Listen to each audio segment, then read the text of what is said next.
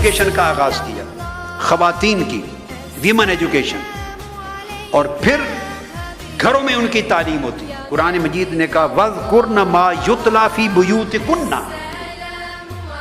ازواج نبی جو آپ کے گھروں میں پڑھا جاتا ہے اترتا ہے اس کو یاد کرو۔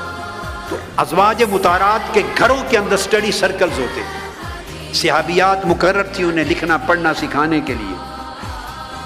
صحیح بخاری میں ہے آقا علیہ السلام نے دن مقرر فرمائے خواتین کی ایجوکیشن کے لیے، ان کو آرٹ آف ریڈنگ اور ٹیچنگ اور رائٹنگ لکھنے کے لیے۔ حضرت حفصہ پر ٹیچر مقرر کی۔ حضرت عائشہ صدیقہ رضی اللہ تعالیٰ عنہ پوئٹری کی ماہر تھی، میڈیسن کی ماہر تھی، لا کی ماہر تھی، ہسٹری کی ماہر تھی رضی اللہ تعالیٰ عنہ، ہیومن سائنسز کی ماہر تھی۔ یہ صحیح بخاری میں ہے، مسند احمد بن حنبل میں ہے، اور ابن عبد البر کی الاستیاب میں ہے۔ اور آقا علیہ السلام نے فرمایا بیٹوں کو پڑھانے کا بھی اجر ہے، مگر جو بیٹیوں اور بچیوں کو پڑھائے گا اس کو دوہرا اجر ملے گا۔ آقا علیہ السلام کا ارشاد، جو بچیوں کو پڑھائے گا اس کو دوہرا اجر ملے گا۔ یہ صحیح بخاری کی حدیث بتا رہا ہوں۔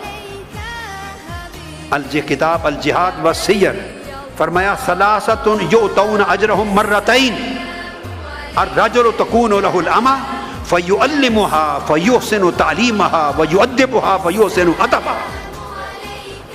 جو بچیوں کو پڑھائے گا اس کو دوہرا اجر ملے گا، بیٹوں کو پڑھانے کا سنگل اجر، بچیوں کو پڑھانے کا ڈبل اجر، آقا علیہ السلام نے فرمایا۔